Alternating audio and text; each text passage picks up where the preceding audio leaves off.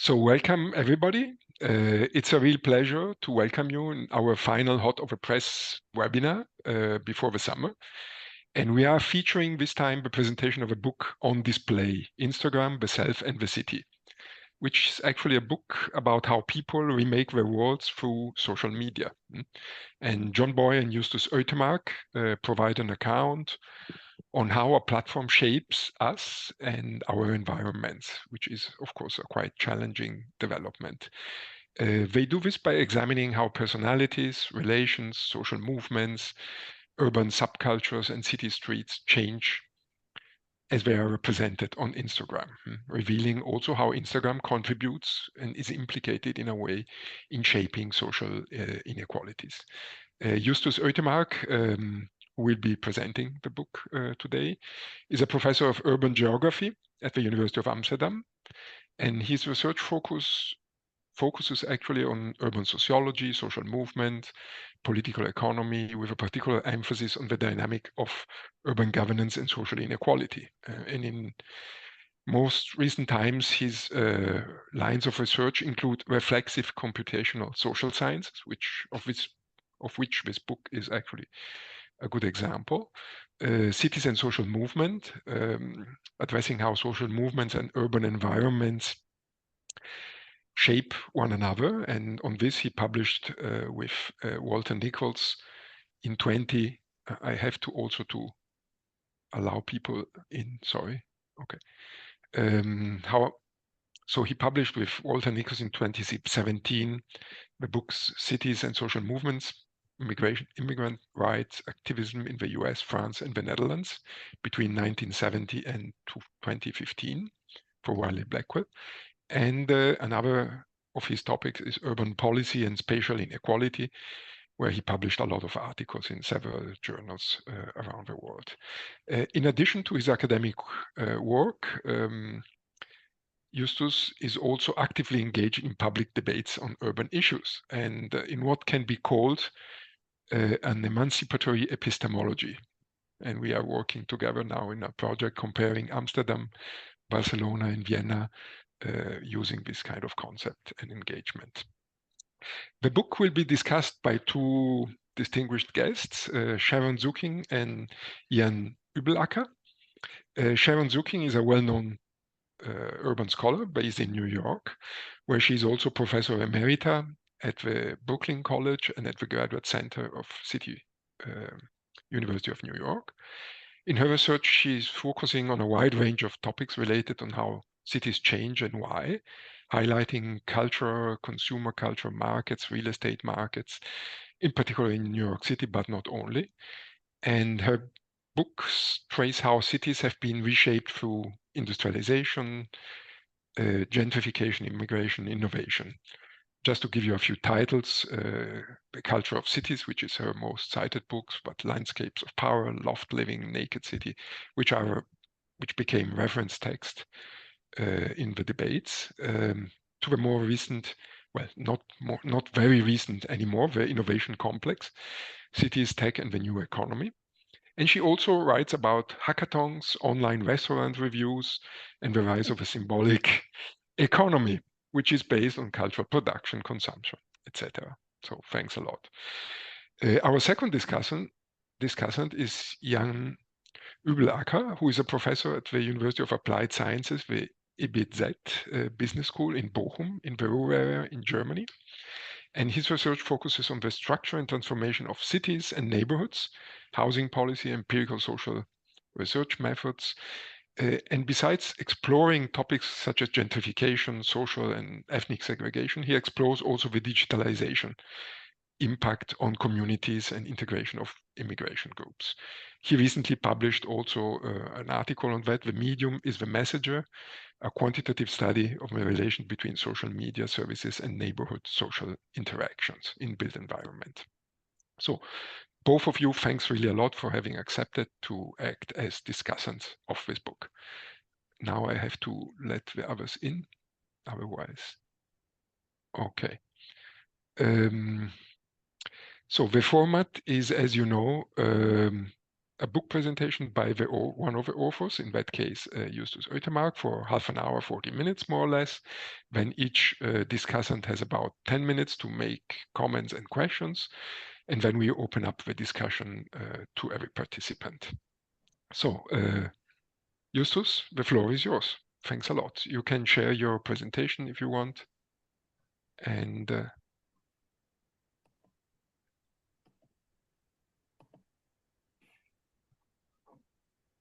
perfect. Wonderful.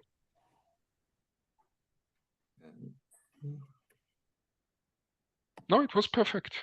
Yeah, no, I was just checking if I was on mute, but I'm not. Okay. No, you are not no, you are not muted. Yes. Okay, perfect.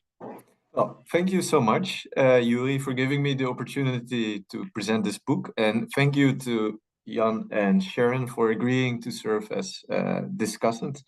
I really appreciate your research on the online urban interface. So I'm really looking forward to having a conversation.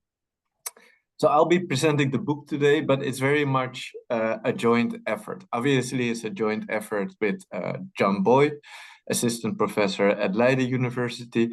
So I'll be presenting the book on our behalf. And it's also a joint effort because the book builds on work that we've done with co-authors, students, assistants over a number of years. So let me start by giving you the origin story of the book. I should say that we didn't start out to write a book about Instagram. About 9 years ago, John and I were involved in a research project called Cultural Conflict 2.0. And that project was based on the assumption that social media fueled cultural conflicts and supported social movements. So one of the major inspirations here was Manuel Castells. And Manuel Castells, writing in 2007, assumed that the rise of the internet would create opportunities for social movement. So here he's saying that the emergence of mass self-communication offers an extraordinary medium for social movements and rebellious individuals to build their autonomy and confront the institutions of society in their own terms and around their own projects. And I was really excited about this work by Castells and by other authors who were talking about the role of social media in cultivating contention and in fueling social movements. I was studying social movements myself, so I thought, okay, I need to better understand social media. And so this is what the project I did with John set out to do. We wanted to understand how social media were implicated in cultural conflicts. And so this was sort of what we were expecting. Twitter and tear gas, to refer to the title of a book by Zeynep Tufekci. We assumed that social movements would mobilize and that they would use social media to spread their message and to gather people to the streets. Now, we knew that this was happening. And in fact, I had been doing some research myself into social movements, making these sorts of arguments, saying that social media were fueling social movements. But as I was discussing with John, we became somewhat dissatisfied with the literature and also dissatisfied with our own work. And the main reason for our dissatisfaction was that we felt that we were sampling on the dependent variable. So we applied the standard recipe of social movement researchers. We first looked at a conflict or social movement. Then we went online, typically on Twitter. And then we looked for messages pertaining to the conflict or originating from the social movement. We then mapped the online space, and we concluded that social movements use social media.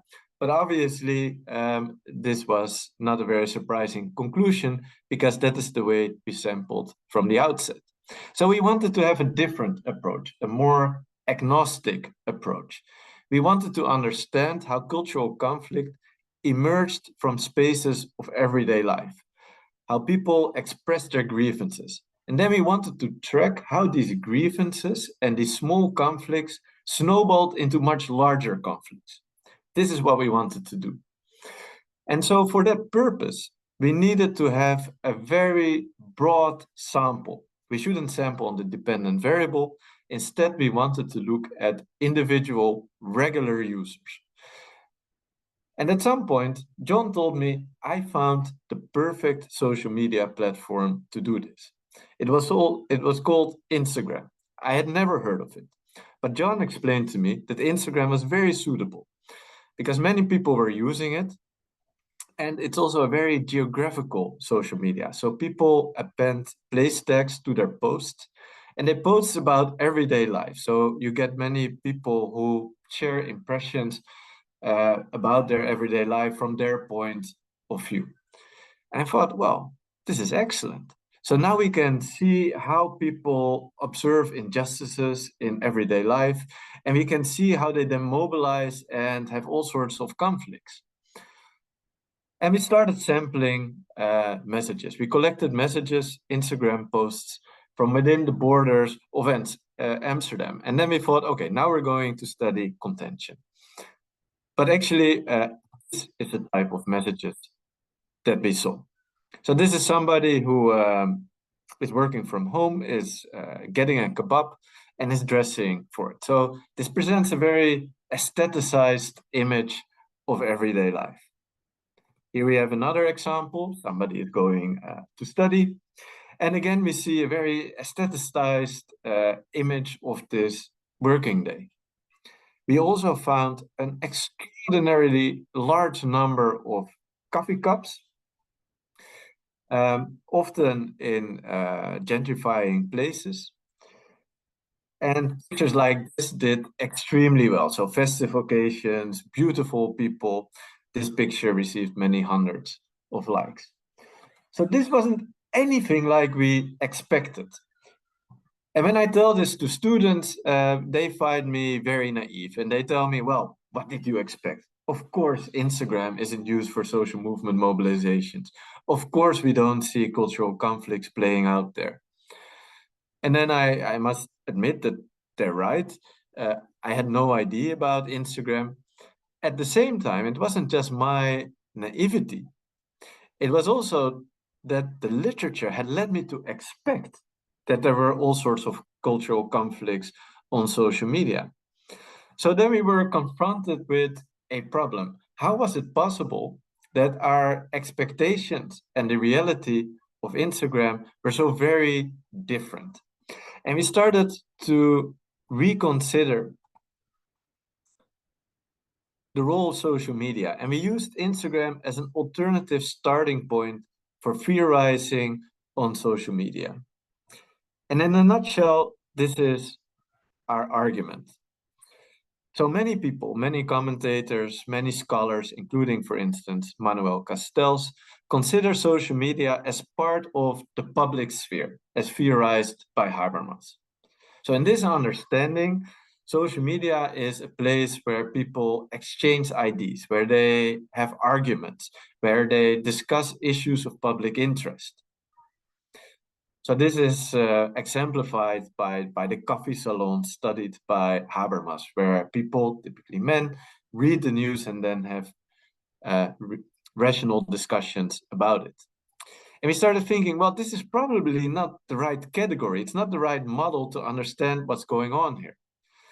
And we started thinking through a different model, the model of the court, as theorized in particular by Norbert Elias. Now, the court doesn't revolve around the exchange of arguments. It revolves around status. It revolves around display, around visibility. It's a completely different space. There's no egalitarian exchange. Instead, there's stratification. The purpose is not to discuss issues of public interest, but instead to show the grandeur of the court and the king in particular. So perhaps we thought social media are not a public sphere. Perhaps they're more like a court. And so these theorists guided our exploration. Norbert Elias on the court society, Pierre Bourdieu on distinction and the politics of taste, and Alice Marwick, who wrote about social media as platforms for the expression of status. And so this is our theorization of social media and particularly Instagram. We identify a couple of structural pressures. So we observe, for instance, there's all the time mutual monitoring going on. People all the time check each other out. They read each other's timelines and they assess them. There's also a collapse of the public-private distinction. In Habermas' public sphere, there is a public. People leave their private selves behind. Not so in the court society. There's a complete collapse of the private-public distinction. People all the time display their private ranks, private lives. And finally, social media are stratified systems of rank. People are all the time appraised. So likes and comments serve as a way of establishing each other's status. And so this is a very particular type of space, a very particular type of configuration that results in very particular types of manners and sensibilities. So on social media, as in the court, we see decorous status displays. People want to show who they are. They want to express their identity, and they also want to show off. They typically display things that they are proud of, that they want to share with others. There's also predation going on. So people who surf social media, they're not just interested in seeing what other people are doing. They're also all the time testing for people who transgress, who don't fit their norm. And so as a result, people who use social media both have desires, a desire to receive likes, a desire for visibility, but they're also anxious. They're anxious because people might criticize them, people might downgrade them. And so if we look at social media through this lens, you don't see them so much as a public sphere for the rational exchange of arguments. You see them instead as places for decorous status displays, predation, fueled by anxieties and desires. Now, how did we research this? We used network analysis based on the likes and comments and using computational methods, and we used geographic analysis. Further, we used a range of qualitative methods. We used interviews. Some of those interviews we conducted ourselves, but we also worked with students and assistants and co-authors. And we engaged in long-term observation in Amsterdam. So we really used Amsterdam as our case study, a city we know very well. And so we were able to situate social media in a particular context. Now let me present the findings. And I'm going to do that by first presenting a hypothesis from the literature and then contrasting it with our findings. So the first hypothesis in the literature is that social media facilitate horizontal networks. This is an argument made most famously by Manuel Castells, who argued that the traditional media are very hierarchical, that they're very exclusive. Because if you want to access traditional media, like for instance, the news or a newspaper, you have to bypass gatekeepers. And Manuel Castells argued that social media allow for horizontal, lateral networks. People can follow their friends, and so therefore you would expect more egalitarian relationships. This is actually not at all what we found. If we look at the distribution of likes and comments, we see that it's extremely skewed. There are many posts who receive hardly any comments or likes, and there are a few that receive massive numbers of likes and massive numbers of comments. So this illustrates, and we're not the first to show this, but it illustrates that social media are actually highly stratified, that they're not horizontal at all. And so if you're on social media, you experience the friendship paradox. The friendship paradox, it will be well known to sociologists, tells you that your friends have more friends than you do. And Feld demonstrated this mathematically. He showed that just if you look at the numbers, it must be the case that on average, your friends have more friends than you do. And unfortunately, your friends are also, on average, more popular, happier, more interesting, and more important than you are. And so we see this also reflected on Instagram, but we see it reflected in a very particular way.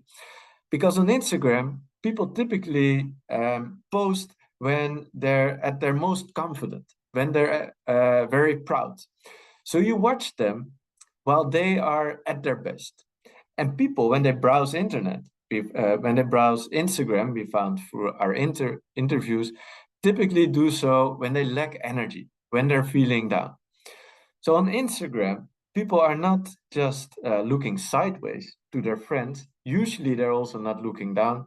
Typically, they're looking up. And so this is from one of the interviews, and it really illustrates this very well. So this is Mark, and he says, I was wondering, why am I thinking about this person that I haven't met in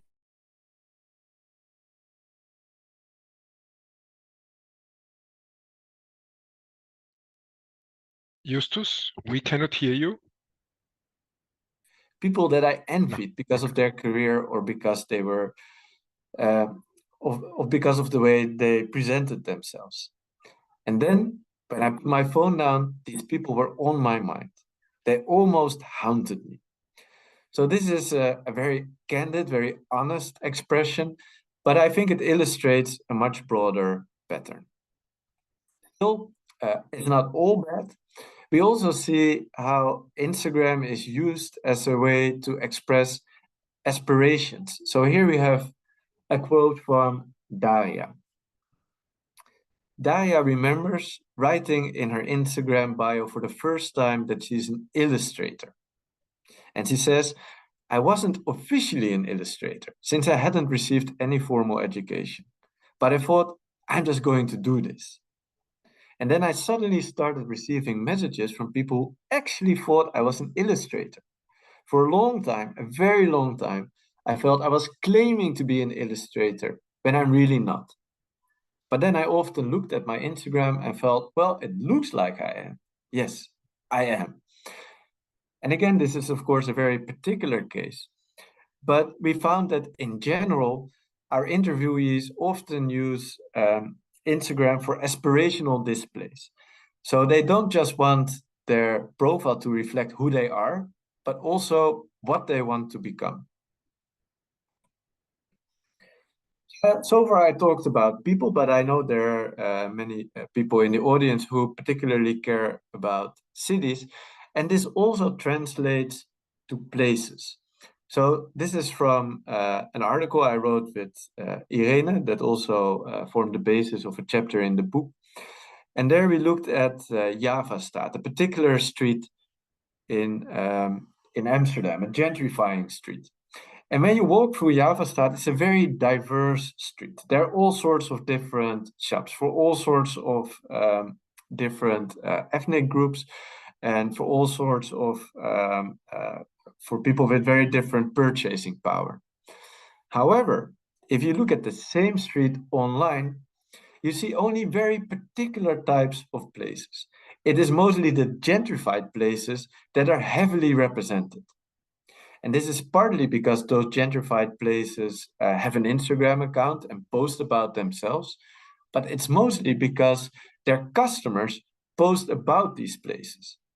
So we theorize this as an expression of status of these customers. So they go to these places because they like them, they feel that they represent them, so they feel at home there, but they also feel proud of going there because it aligns with their status and they want to then share this with the world. And so they express their status and their belonging through their Instagram posts. So it's a way of sort of claiming space, you might say. And this boosts the status of these individuals, but it also boosts the status of these places that they go to. Here on the right, we see a very typical illustration, a very extreme illustration. So somebody just moved into the neighborhood of Amsterdam East. And they immediately buy an Oost sweater, displayed here. They proudly display the keys of the home they just purchased, and they express their pride of living in this particular neighborhood. Now, why I find this so very intriguing is that it's mostly people who just moved into the neighborhood who express pride of place, who showcase that they live in this particular neighborhood.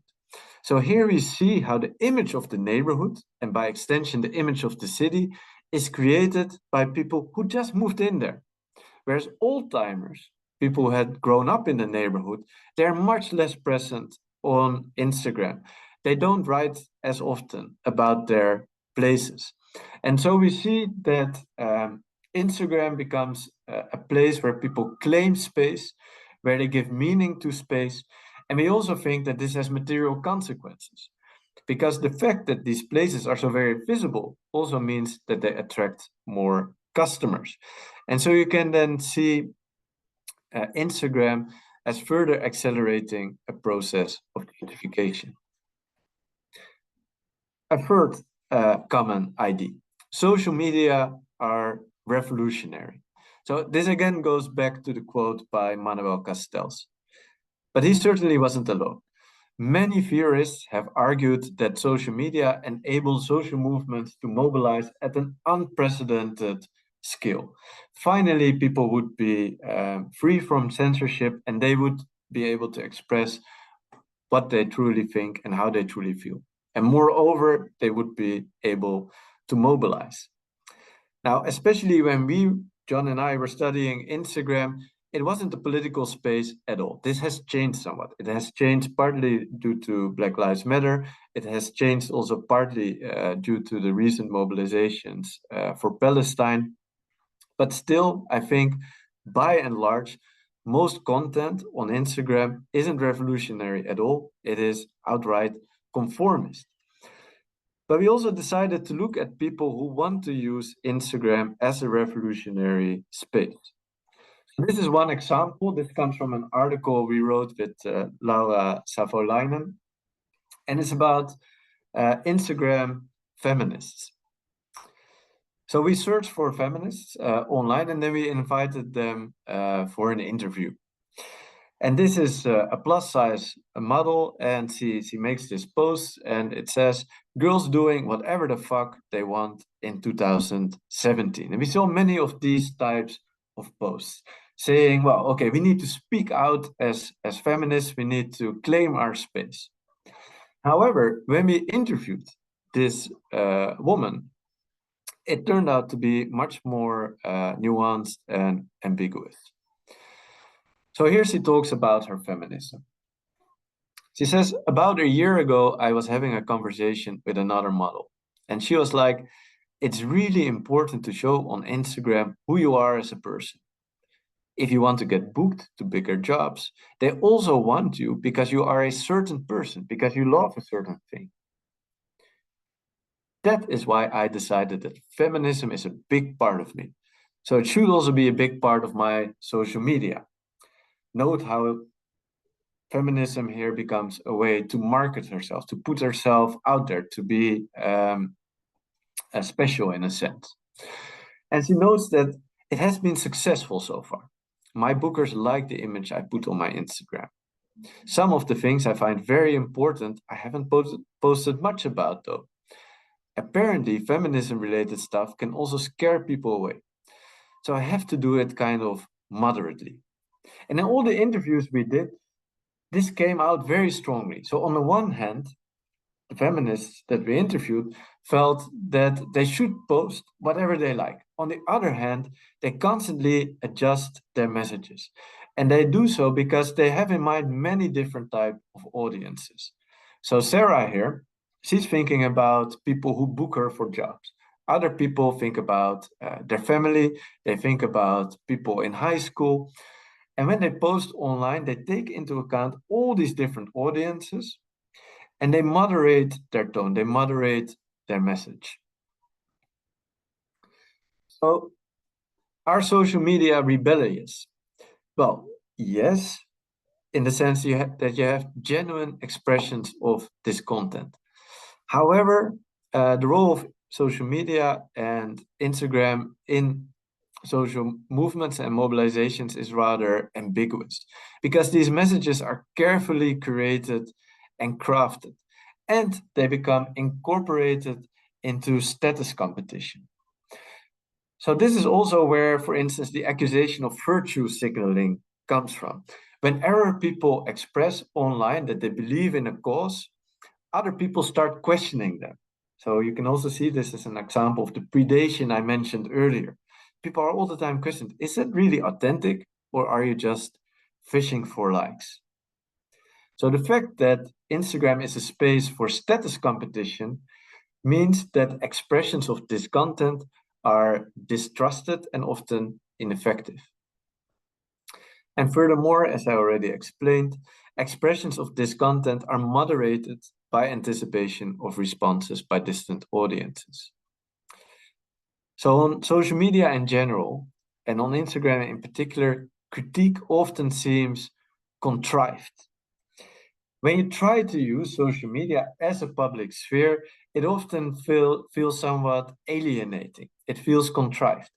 Whereas, on the other hand, celebrations seem sincere. So when people share their accomplishments, when they share their holiday pictures, people rarely question their motives. On the other hand, when they share their critique, they do so. Finally, social media are polarized. So this is a very common narrative in the news media and in public debates. Basically, the idea is that social media lead people to take extreme positions, and then you get configurations like this. So this is a very well-known picture. It shows the polarization between Republicans and Democrats on Twitter. So we see people sorting into two different and opposing camps. And John and I, having read the literature, expected to find this in Amsterdam too. What we found was rather different. This is an extremely blurry image, very difficult to interpret, but that's exactly the point. So what we don't see here is two antagonistic groups. We don't see that Instagram users in Amsterdam sort into two groups with a very clear political identity. Instead, there are many different groups and they are overlapping. So what is it? Do social media result in polarization, in disintegration, or do we find the opposite? Well, we do find some evidence of fragmentation. So if you run a community detection algorithm, you do find clusters. So people do cluster into groups. And the modularity of our particular network here is rather high with 0.6. We further find that these clusters have distinct profiles. So they're typically organized around a lifestyle. So for instance, people very interested in fitness or people interested in going clubbing and so on. And these clusters are also embedded into distinct lifestyle zones with their own places within the city. So you could argue that social media facilitate segregation and segmentation. In fact, John and I did make that argument in an article in Transactions. However, when we looked at the data more closely, we became increasingly unsure of our argument. Because, in fact, although we do find evidence of fragmentation, the evidence of integration is rather stronger. So yes, we do find clusters, but 2/3 of mutual ties span across clusters. So apparently the borders between these clusters are very porous. Also, when we look at the spatial footprints of these clusters, we find that they're convergent. So we see the pictures here on the right. And so if you look at different types of clusters in Amsterdam, you find that they post mostly in the same sort of places. And then when we examine places, so individual bars or restaurants or clubs within the city, we find that they always include users from different clusters, always. So we don't find that there are particular isolated groups of people with their own places in the city? No, we find that people mingle in different places. So this got us thinking, maybe Instagram isn't serving as a sort of segmentation machine. Maybe it's in fact a machine for integration, putting users into each other's purview, creating links between them. And so if this is the case, then we would have a completely different diagnosis. We wouldn't worry so much about polarization, about people taking extreme or radical positions, but we should still worry. The worry is more that people are discouraged from taking extreme or radical positions. The worry is that people are all the time checking each other out, and that this leads to conformity. As an illustration, let me show you this quote. This is a sign that is posted on a website and the door of a queer bar. And they have this message that says, every phone has a camera. And they ban cameras. And why is this so? Because they want to be a safe space by and for dykes, trends, and facts, regardless of who you are and where you're heading. So it should not be taken for granted that someone who visits us is out. That's why we absolutely don't want people making photographs or recordings. So I think that this is a very illustrative quote because it shows how the omnipresence of phones and the omnipresence of social media makes some subcultures flourish, subcultures that revolve around being seen and seeing others, whereas other subcultures who thrive more on anonymity, on being on the fringes, they actually suffer from this increased visibility. So my hypothesis after doing all this work is that Instagram and other social media actually result in integration. So people become more tightly integrated, they're more cross-cutting networks. It results in stratification. There's a strong differentiation between elite groups and more marginal groups. And it also results in conformity, since people are all the time looking at each other, checking each other out, engaging in predation. This results in a pressure to conform. So, my conclusion. Social media are changing places, relations, and people. And this is obviously it's a trivial conclusion, maybe, but I was quite struck by the extent to which places are being now reorganized in relation to social media. This is also something I'm studying at the moment. And what we see is that, for instance, online reviews play a major role in how places are run, in the sort of people they attract. Then if we look at Instagram, we can use it as an alternative starting point for theorizing. A lot of research on social media is based on Twitter, but Twitter is a very particular type of space. It is not used by very many people, and it is used for very specific purposes, mostly discussing with each other. Instagram, I'm not saying it is more important, but it's certainly a very important platform, and so we should take it seriously. And so when we talk about social media, we should also take into account cases like Instagram. And if you look at Instagram, then you see that it is not used for having discussions. It is not used for having debates. Instead, it is used for decorous displays of status. It is used for navigating the city, for showcasing consumption. So how should we study social media? I argued in this presentation implicitly for a combination of interpretive and computational analysis. So we need computational analysis, for instance, to see to what extent there are clusters. How do people sort into different groups? We need computational analysis to understand where people are posting and how much they are posting. But we need interpretive analysis to understand what it means to post, to understand how users experience, for instance, anxieties and desires as they browse or post on Instagram.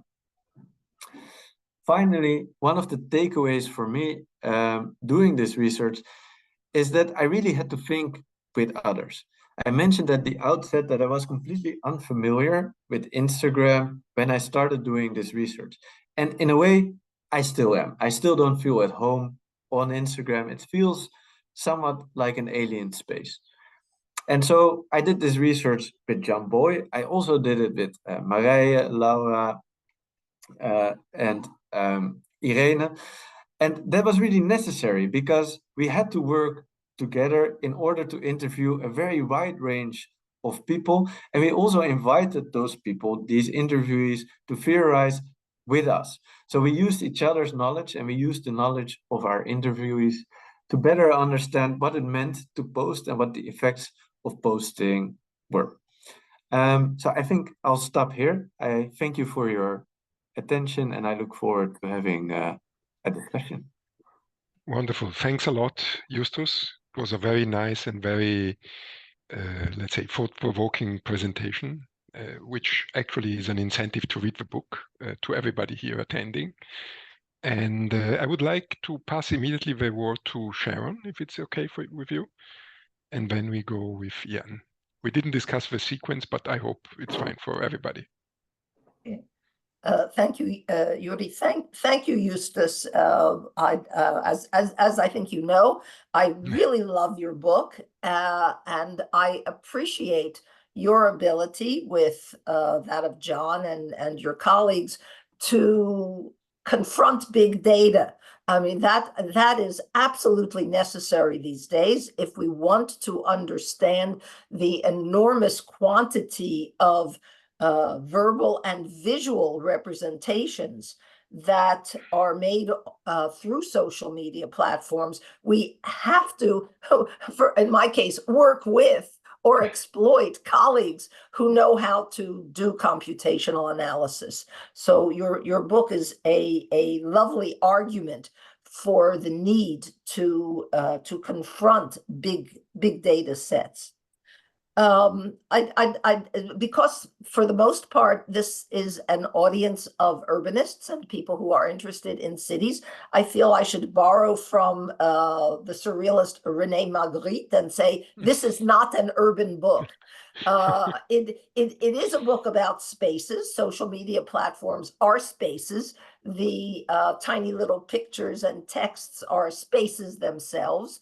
And the people who post on social media are bringing together the spaces in which they operate and they're bringing them they're making them visible to all of the people who are using the platform and looking at their spaces and trying to put them into a space.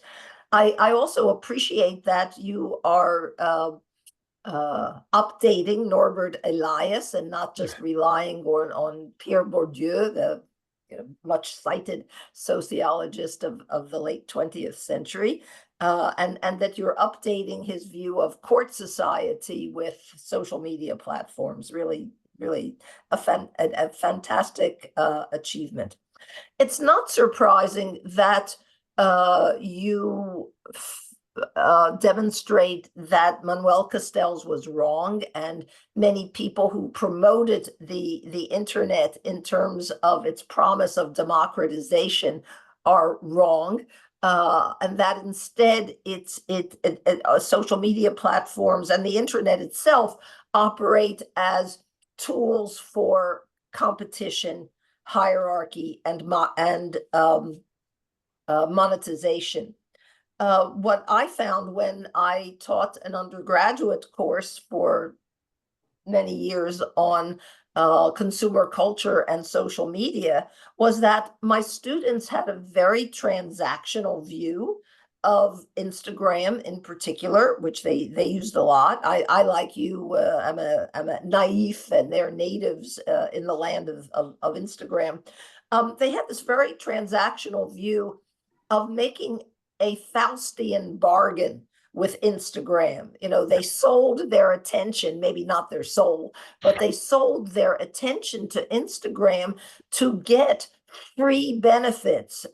You know, these like free for the women students, free makeup, free cosmetics, or free tickets to some sort of event, or not even the tickets themselves, but the opportunity to participate in a lottery, maybe to win tickets to some sort of event. So I was surprised by this, that the students were not at all irritated or angry or sad that they were being used by the influencers whom they liked, or the brands that they interacted with in some way online, because they felt they were getting some free benefit from this bargain.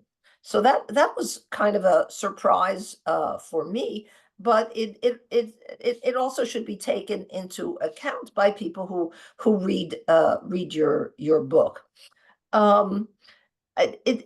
I learned lots of little things as well as big lessons from your book. I was amused to see that there is a job at the Van Gogh Museum in Amsterdam called webcare.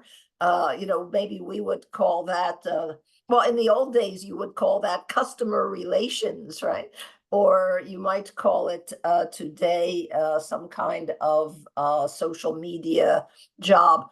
But web care, that's a very interesting conception. Your book also previews or foresees the action of the Surgeon General of the United States this week, who proposes very publicly that social media platforms like Instagram carry a health warning, a mental health warning on them. And his 3 reasons for saying that Instagram, like cigarettes, pose a serious health problem is that, number one, like you and John write, Instagram creates a sequence of endless comparisons that make people feel bad, even to the point of suicide. Number 2, Instagram, and even more so TikTok, which is maybe too new for you to consider in the book, create feelings among the users themselves that they are hopelessly addicted to the social media platforms. And number 3, something that comes up in your book, but you downplay this, is that according to the Surgeon General, users of social media complain that it's very difficult to have real interactions or real conversations with other users of the platform. And then there's another really big topic in the research on social media that comes up much more with TikTok than with Instagram, and that is the question of the algorithm, right? You know, it's not only you, the user, who is choosing the videos or the posts that the influencers that you interact with. It's also this nameless, invisible collective engineering creation called the algorithm, which is of course a human product, but it continually feeds people, for reasons that they do not completely understand, more of the images that they have already chosen. So maybe that's something that you will look at in the future.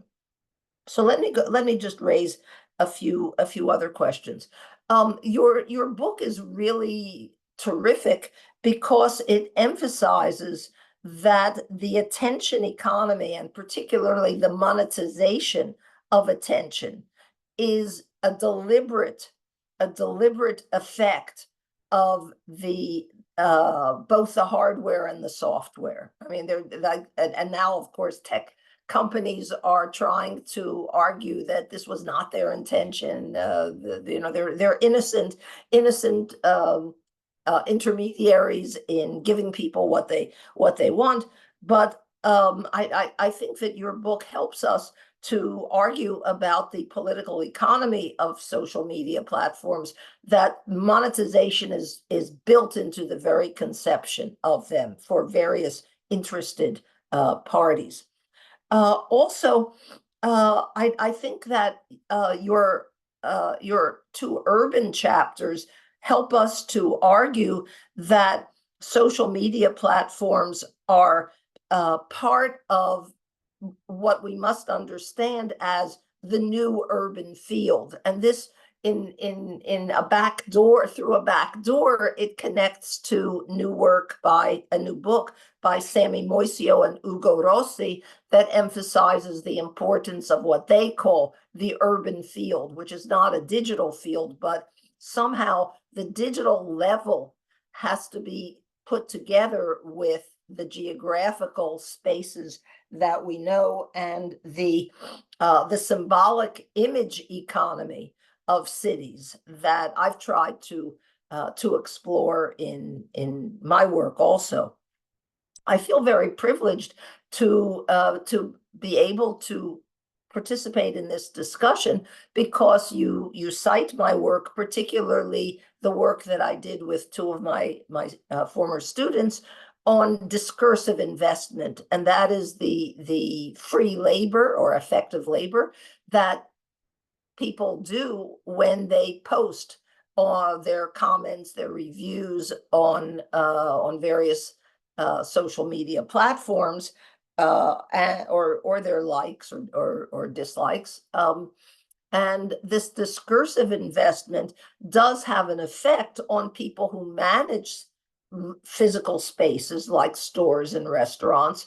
It also has an effect on the other users and potential users of the physical spaces. So this discursive investment, we argued in our work, this discursive investment can operate as a force of gentrification for various reasons that you explore in your book, that have to do with the poster's own ambitions and strivings for status and also for validation of their choices of marginalized neighborhoods or particular restaurants or particular streets. But this leads to an interesting effect that you don't deal with because you don't go farther than the time period where we are, and that is the question of what happens to popular spaces or cool spaces when they're no longer cool. And this in New York we see this particularly. Of course, New York is a much bigger city than Amsterdam. We have multiple markets and multiple cool neighborhoods. I'm not boasting. I'm just saying that your database is a little different from my database. And what we have over time in New York, as like an expansion of gentrification, is the migration of cool neighborhoods. This came up yesterday in a conversation I had with a middle-aged streetwear and skate culture guru, and I say that as a compliment to him. And he was saying that back in the 1990s, when he first became active in streetwear, in the streetwear economy, because he was a well-known skater, he said then the cool street migrated from 8th Street in Greenwich Village to Prince Street in Soho. But over time, the cool people stopped going to Prince Street. They eventually went out to Williamsburg and then to Bushwick in Brooklyn. And then maybe they've gone somewhere else. So I wonder how the migration of cool or popular spaces will interact with the kinds of posts that are made on Instagram. Finally, I'm really interested in what you point out, the use of visual images to as well as numbers of posts on Instagram and likes to establish symbolic ownership of a physical space, the use of the visual, the use of the digital to establish physical symbolic ownership of a physical space. And symbolic ownership goes back in our understanding with my friend and colleague Phil Kazanitz in our work, it goes back to Langston Hughes and the concept of symbolic ownership of Black Americans, of spaces in Black ghettos like Harlem in the 1920s and 1930s, to which these people did not have legal ownership or financial ownership, but they were the majority of users of the physical space, and their culture established the symbolic ownership of the space. So, you extend that to symbolic ownership of gentrifiers. I totally understand and accept that. So I'm just wondering what happens to symbolic ownership in an even larger sense when it's established through visual images that are produced and consumed digitally. But that returns me to my final point, which was in my own work, together with that of Dutch colleagues, on Javastraat, the very street that you write about. And we found that store owners who were immigrants themselves, who had food stores, they were under pressure by the representatives of the city government, particularly the urban planning part of the city government, to move their tomatoes off the street. Like, this was no street. This was no longer going to be a street for tomatoes. It was going to be a street for bars and cafes and clothing expensive streetwear boutiques, actually. And that is echoed in your book, where somebody says this is no street for cucumbers. So, somebody has to represent the tomatoes, somebody has to represent the cucumbers, right? But I very much appreciate your book. It's a terrific book. Much success with it. Thank you. Thanks a lot, Sharon. I would immediately go to Ian, and then I hope Justus will remind all the comments and issues that Sharon raised, and then respond to all of them together. Ian.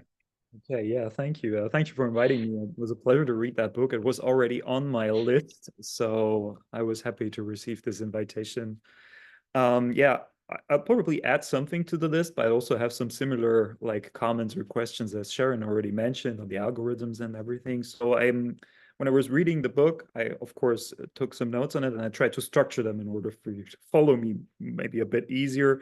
So I'll try to express what I learned from the book first, and I'll try to relate it to the broader research topics as I perceive them, or the developments. And afterwards, I have some maybe questions or things we can further discuss, or maybe help us or help you to further develop this topic. So first of all, of course, it was a very interesting read. It was very entertaining. Me, as a person living in Cologne, a city that is, I think, of similar size to Amsterdam, like about 1 million inhabitants, I think. And also, I am an Instagram user quite from the beginning. So I'm everything that you wrote about quite resonates with my impressions that I have from the platform, that I had from Cologne. And actually, it helped me understand what was going on, because I remember me as a student looking at Instagram and thinking, what is going on there? What are people doing? So, because I never was such an expressive poster there. So, yeah, it was really a pleasure. And I talked to a lot of my friends already about the book, because they also were interested in hearing and reading it. So what did I learn? So I think, as Sharon already put it, the perspective of Elias court society is a pretty fruitful way to understand what's going on in social media. Probably not in every social media platform, but specifically in this lifestyle-oriented happy people platform that Instagram was, or in part still is. I think this is something that, I mean, I knew Elias as a studied sociologist, of course, but when I read in your book about this perspective, it really struck me that this is the way you could look at it.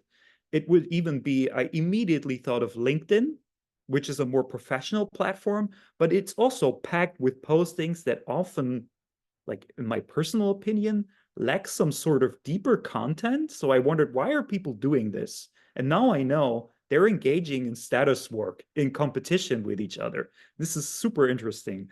So I think this perspective is really like, I'd recommend it to everybody who wanted to study Instagram in the city. I would be a bit more careful to applying it to other platforms, because other platforms have other affordances, so to say, and work in different ways. But that's maybe something we could discuss later on. The second thing I learned is, or what I was surprised about, was that people that have a higher rank in this stratified system of rank, people or accounts, let's say, that they can more easily evade this urge to comply to the conformity. I think the example was this Van Gogh museum that you already mentioned, that they, like right from the beginning, had like 1.7 million followers. So they were on top of this reputational ladder. And so they could use this reputation to not comply to the common aesthetics on the platform. And this is a very, very interesting point, because I remember people like talking to friends about, look at this post from that old school prominent person, and he didn't even arrange his, I don't know, bowl in an aesthetic way, but still he gains like 1 million likes for it. And this is simply because he already entered the platform, apparently, with a lot of reputation from a different sphere. Maybe I'm coming back to that later. I hope I hope you can follow me with this thought. The third thing I found very interesting and learned about is that gentrification is accelerated, or as you say, amplified through Instagram. I think Sharon already made that point quite well. So I think it specifically relates to this cultural retail sort of dimension of gentrification. And I was always wondering if different social media platforms relate differently to different aspects of gentrification research. So for example, you mentioned at one part of the book, I remember these social tectonics from Butler and Robson, and I wonder if Instagram plays a role there, or if it's rather like more closed online neighborhood groups on WhatsApp or messenger services or Facebook groups even, that represent these tectonics and more or less get into conflict with each other. Maybe that's just a guess or more of a thesis. I really like that the material in the book provides a very interesting insight into how the platform aesthetics, so the aesthetic on the platform actually shapes physical environments in these streets on Javastraat, for example. As your interviewees mentioned that, yeah, we created our interior design because we know when we do it like that, it will score likes, it will work on Instagram. This term of Instagrammability, that's really interesting. And I thought, when I thought critical about my own thought, I thought, yeah, okay, but isn't this something we already knew, that cafes and bars cater to the tastes of their customers? We did know that probably because they're always try to be trendy in some sort with some trendy aesthetics. But now we have this platform in between as a mediator and the algorithms that steer it. So for me, it's hard to distinguish what is the effect of the taste of the customers and the effect that is due to the platform's algorithm or the way it shapes the whole discourse. Yeah, I found that very, very interesting and provoked a lot of thoughts. So second point I wanted to make is, how does it relate to the broader research topic? And I see this book and the work you've been doing before with the co-authors. I've been also following that for quite a while and found it always very inspiring, also for my own research in neighborhoods and digitalization. So I think the book and the previous research is a part of a larger development that's probably started a couple of years ago, where I'd say that what we witness now is a sort of convergence of media and communication studies and urban sociology or urban studies. Somehow they're coming back together because media and communication scholars or studies, they somehow realize that media and communication can be place related, as you mentioned in your book as well. And at the same time, urban scholars realize that there is another layer to the physical or social environment, which is the media environment or the mediatization, if you put it like that, of the urban environment. And that's quite interesting. And there are a lot of things and activities going on that I think support this argument. So there was, for example, in 2016, a special issue in the American Behavioral Scientists on communication in city and community that contains a lot of interesting papers. But even before that, I think one of the pioneering papers was probably the studies on NetWill by Hampton and Wellman, this Toronto suburb that was equipped with an email list that enabled the residents to engage in one-to-many communication and also put something on display, so to say, but in a very, very like not as Instagram and social media. So this branch of research actually originated before the social media got so popular, I'd say.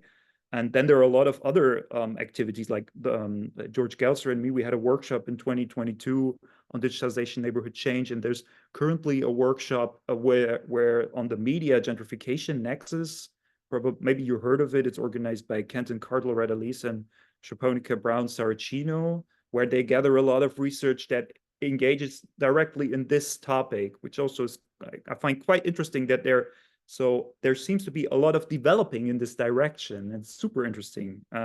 And moreover, the origins, and I think that's something I learned from one of your presentations or from one of your co-authors' presentations, like back a few years ago, they have common origins, like in the Chicago School. Also, the Chicago School was concerned with the effects of media and press on certain aspects of city life. And then somehow media and communication became an own discipline.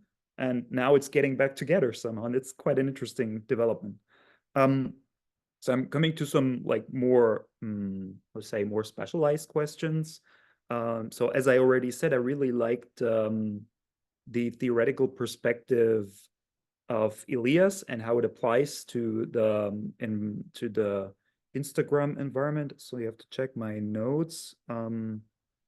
So I think one of your core arguments, and you also made that in the presentation, is that social media, or maybe let's first of all stick to Instagram, does promote integration through conformity. So because people have to conform to what is the dominant aesthetics, let's stay in the metaphor, at the court, they become integrated into each other somehow. So as you could show with these network analysis, that the people have very much linkages to each other. And I wondered what sort of understanding of integration lies behind this sort of integration, because you could think of integration in several different ways. And what kind of defines this form of integration? Being integrated in a stratified system of ranks, so everybody relates to each other by observation, by imitation, or by slight variation. I highlighted this one point in the book where you write, and I find this really, really, really interesting. Elias observes this in the court society as well: diminishing contrast, increasing variance. I think this is exactly what we perceive in Instagram. There are loads of pictures that somehow look alike, that are taken at the same spots, but with slight variances. And maybe a funny like side comment, there is this Dutch photographer, Hans Eichelboom. I don't know if you know him. He takes these really funny series of pictures from people in shopping streets, and then he arranges these pictures according to the things they wear. So you have these series of pictures where people wearing like these beige trench coats, and all are wearing these. There are 9 pictures of people all wearing beige trench coats, but in a slight variance. And this is exactly what this is like Elias brought to photography. Really cool. Concerning the scope of the theoretical approach, so even though you say there are no conflicts, but you also like you relativized, is that the correct word? So you said there are no conflicts on Instagram, but still I think there are some, maybe like after your study period they emerged, or they were less visible by the time you studied. For example, thinking on some like discussions going on in the comments section, which may be a side question. Did you also analyze what's going on in the comments? Or I wasn't sure about that, because I think in the comments there are a lot of like maybe cultural or taste conflicts, especially in cases where you say that you also mentioned when people lack this sort of authenticity, and then they're blamed for just wanting to sell stuff. And I also had to think of another example we experienced here within our project in the city of Essen, where there is a large cultural conflict over the identity of the city itself that's going on social media, and more specifically on these meme pages. So I realized a lot of cities have these sort of meme pages, not like, of course, not established by the city, but by some people in the city, and they're posting like these funny images that often reproduce stereotypes about certain areas in the city in a like entertaining manner, but at the same time they're reproducing stereotypes and territorial stigmatization. And I wonder if this could be framed as a sort of cultural conflict, or yeah, well, maybe that's an open question. Yeah, what's be understood as integration? I already said that, connecting to others on Instagram. Yeah, I wondered what these linkages between the people, because you showed a lot of like links are between clusters, but what these links actually mean to the people. I mean, you did qualitative interviews, but still, if you only analyze the network data, there's often this lack of meaning to all this. So you could draw these graphs and everything, but what does this actually mean? I think that is something we cannot draw from this data. But as you said, I'm totally agree with that. We need to combine it with qualitative data or with more extensive theorizing. One of my another point I was wondering, if you say that the Port Society integrates its members, and you show that there are different clusters, or the book shows that there are different clusters. Are these, would you conceptualize these as different courts, or is it one large court, the whole city? And then I wonder, are we talking about horizontal? Probably we're talking mostly about horizontal stratification, but what about this vertical stratification? So the stratification between users that are on the platform and the users that are not on the platform. This somehow came up to my mind as well. So who are the Instagram users? Who are we actually observing? Who are members of the court? Are they of similar age, taste, and so on? So this relates very much to the digital inequalities discussion. And then I had another point I was wondering about, coming back to this Van Gogh museum. So the Van Gogh Museum, and also, I'm not sure if it was the Rijksmuseum, which was also in your interviewees.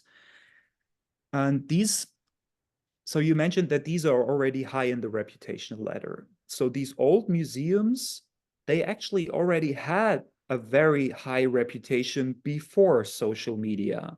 So they somehow maybe brought it to Instagram, and then they had this reputation there as well. And I know a lot of other examples. I think this queer club you mentioned already existed before social media. Or if you think of, for example, Berlin's Berghain, that also doesn't have a social media appearance, but it's a very high reputation club.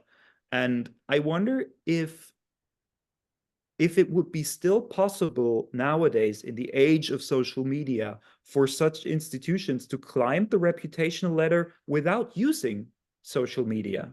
So are these just like leftover examples from a time where there was no social media, but they brought their reputation, digitalized it, and used it.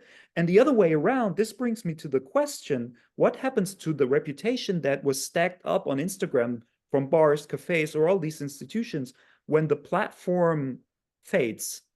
When everybody is going over to TikTok, to the next platform, when there is platform migration, will they be able to transfer this sort of reputation to the next platform? Will they have to start right from the beginning again? So that's maybe a question where we could discuss or hypothesize what will happen. And yeah, other things probably already have been mentioned. I just wanted to add, and then I'll come to an end. The replicability of these social media studies. I wonder how this works, or if this is possible, because I like in March I was visiting a workshop from the German section on social networks, and it was specifically on digital studies, and so I realized that they really had an increase in research output with the opening of these Twitter APIs and Instagram APIs. But at the same time, these APIs are closing from time to time when the platform ownership changes or the platform vanishes or something like that. So this is really it appeared to me that was really a problem for them, that they've been cut off their field access when the APIs are closed. And yeah, I think that's just something we need to keep in mind when we do this sort of research. Not saying that we shouldn't do it. So I think this is a very interesting account, and it helps us a lot to understand how social media and platforms work. And yeah, I wrote loads of other things, but I won't. I will stop here now that we can enter the discussion. Though, thanks a lot for writing the book, and it is a definite recommendation for people engaging in cities, Instagram, and social media. Thanks. So thanks a lot both to Sharon and Diane for their comments. I don't know, Justus, if you would like to react on both now before we open the floor to the participants, which I would urge to raise their hands if they have questions or comments.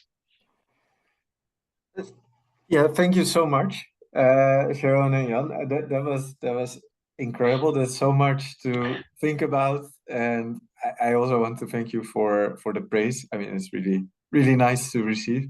So yeah, it makes me excited also to do more research. So that's nice. But I won't respond to everything you said, because that would take very long. But let me try to give a couple of answers also to the more fundamental questions. I think I really appreciated, Jan, your comment that this book is part of a sort of renewed interest in the intersection of media studies and urban studies. That's really the way I see it. When I received my training in the 1990s and 2000s, at least in my recollection, there was very little attention for the media and urban studies. I know that Sharon did something like also on magazines and how they influence reputations and so on.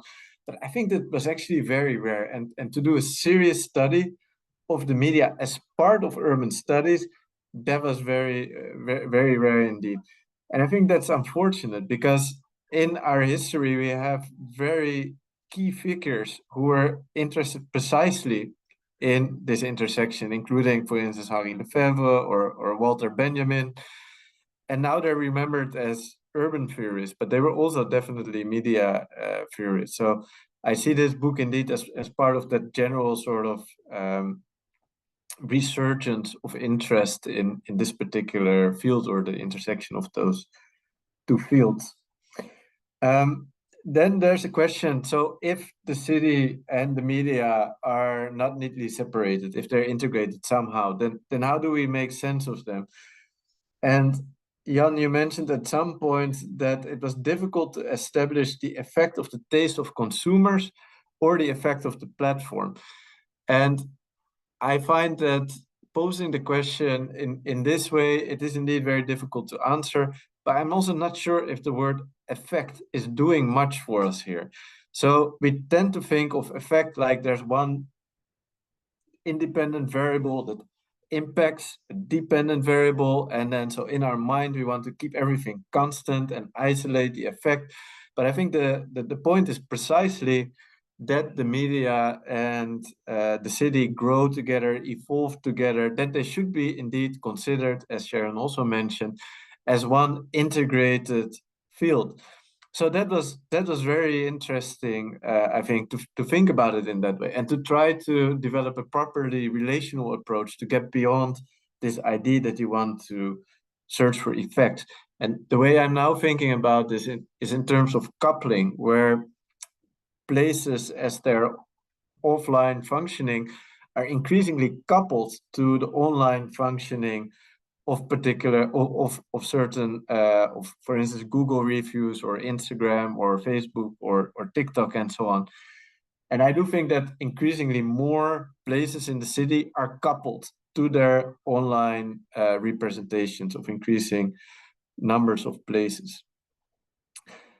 So as I mentioned, I will not go into everything, but I felt the question about symbolic ownership is a particularly important one, because what you see is indeed there is symbolic ownership, and it is determined by a very specific group. In the case of this group, people are very influential on Instagram. And so we see that they cast places in a particular light. And this is true, for instance, for the Eye Museum. And I think that's the museum, Jan, that you didn't recollect. But so the Eye Museum traditionally was an archive. But this function of the archive has been completely neglected. And this is in part because the building of the Eye Museum is so spectacular. And so the Eye Museum sees itself more or less compelled to give a lot of attention to the architecture of its building, to its more popular exhibitions, in order to draw attention. And this then reconfigures the place itself. So we see here a very tight coupling, where in fact the online representations shape what is happening offline. And we see this in very many places, very obviously, when there is indeed this migration that Sharon talked about from one cool place to another. But I would also say that even if a place appears rather constant, still social media representations play a large role. I just did an interview with a restaurant owner, and so he pays rent, in this case about 1,800 euros a month. In addition, he pays about 1,000 euros a month to all sorts of online representations. So he pays for advertisement, he pays for photographers. So this is very interesting, because we're used to business owners paying a lot of rent for prime real estate in the physical city, but now they have to do this also for prime real estate online. He was out of money at some point, he couldn't pay anymore, and he immediately noticed a drop in customers.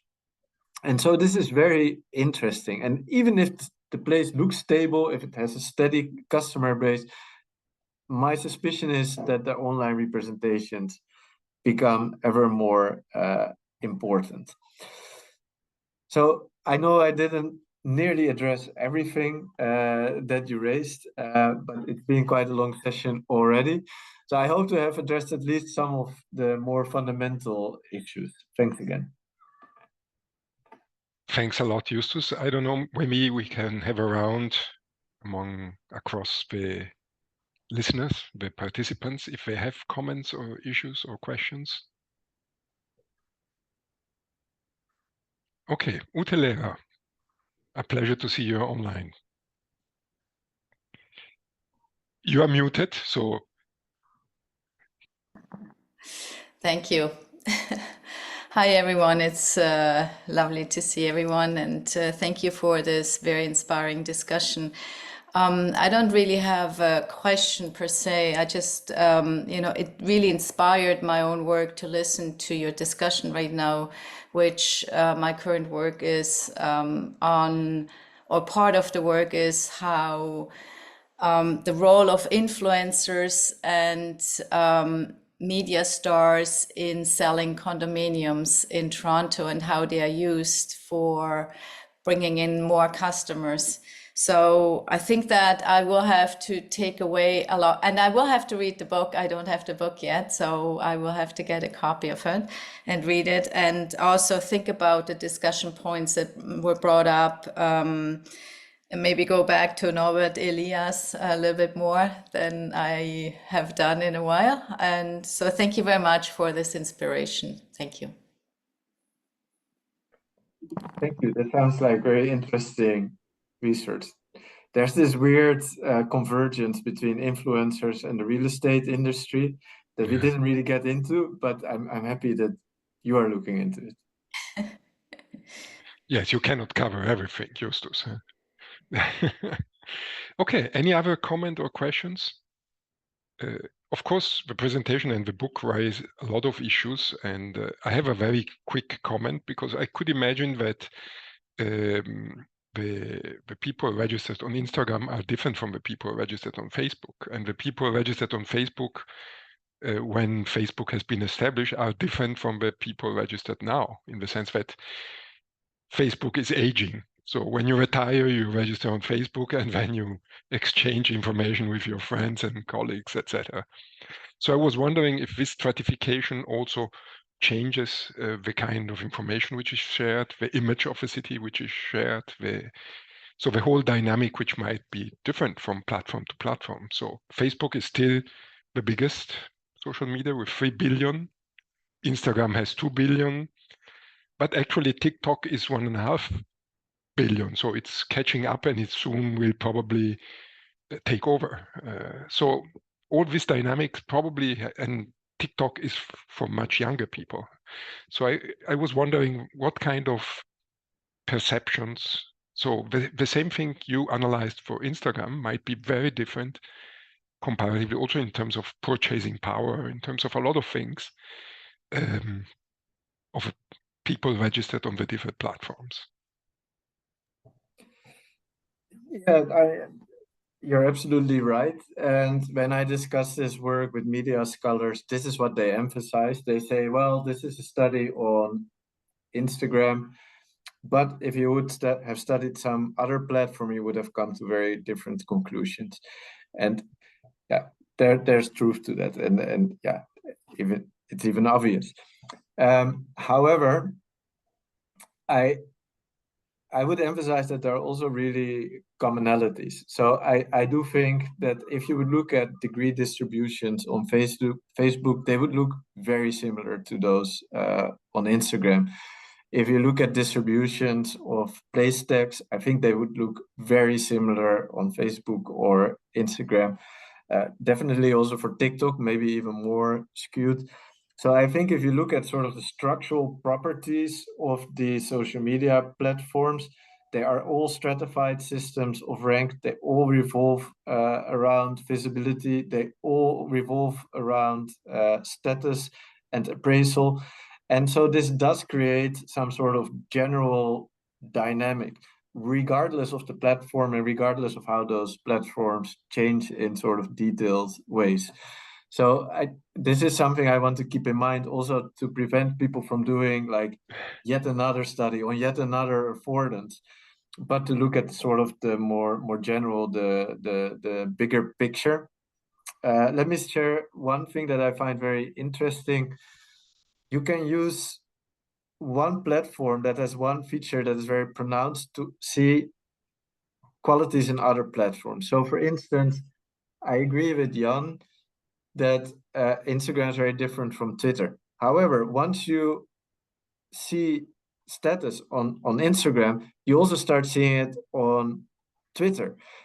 And it actually makes a lot of sense, because why do people never change their mind on Twitter?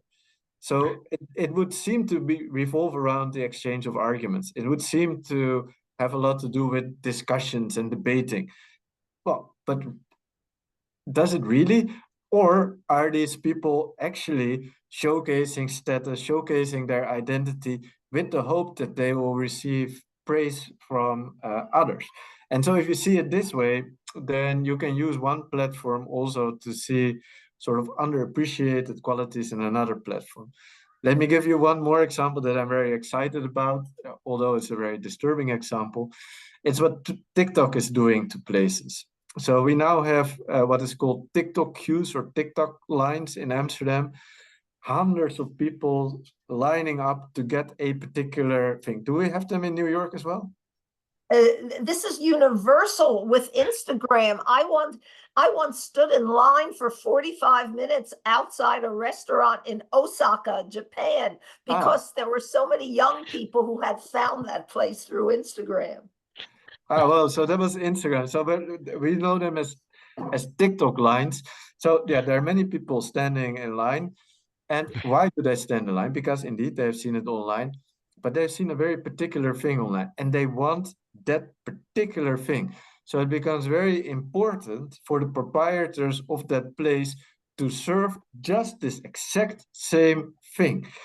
And this also means, and this is the disturbing part, that places become much more predictable because they have to conform to the expectations that are created online.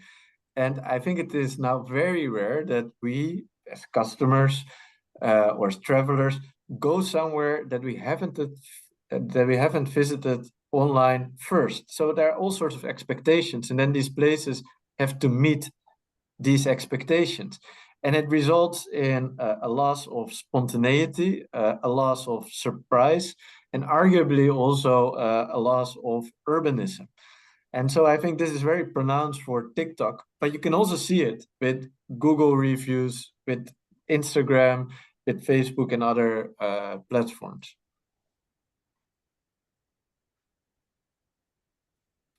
You're muted, I think.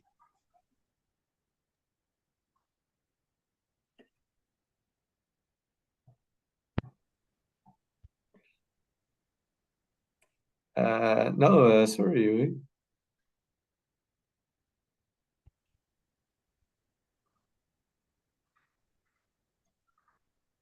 No? There you are. It works? Okay. Yeah. Okay, thanks. There is one question. So thanks a lot, Justus. There is one question in the chat box, so I will read it loud. So thank you so much for your presentation and insightful comments. My question is, in the course of a research, has the phenomenon of displacement, cultural displacement, for example, been discovered? Question mark. Yeah, that's a very good question. And I think that in the book, we don't use the word cultural displacement, but we could have, because it's definitely something that we've seen. So I talked about Javastraat earlier, and I mentioned that when you walk through the street, it's a very heterogeneous, very vibrant place, very diverse. However, when you look online, it looks very homogeneous, it looks very polished, it looks very glamorous. And so you could already see this as a form of cultural displacement, where the representation of a city becomes the exclusive provenance of a particular group of users. And I would think that the sort of changes that you see offline, you see in amplified form online. So it's, as it were, an amplified hyper version. And so if you see displacement in a neighborhood, then you see even more pronounced displacement online. And in turn, that online displacement sort of feeds into offline processes. So we see that in the case of Javastraat. We also saw it earlier in the case of, for instance, iMuseum, where the displacement is not of a particular group of lower class or migrant origin, but of particular types of roles and functions of space. So yeah, we definitely see that, and the sort of dynamics that we see online then feed into the city and can amplify displacement. Okay, thank you. The question was, by the way, by Zhao Xintiayue. I hope I pronounce it correctly. Not 100% sure. Is there any other question or comment someone would like to ask? If not, I would like to thank Justus for the presentation and Sharon and Ian for the comments and the excellent discussion which came about. And We look forward to see you people online maybe in the next semester. This was the last session for this academic year. We will start again in October, and the program will be online at some point. So stay tuned. Thanks a lot. Thanks, everybody. Thank you. That was really wonderful. And thanks again, Sharon and Jan, for the most productive discussion. Bye, everybody. Have a thank you, nice Jörg. day. No, thanks to you. It was really great. Bye. Bye.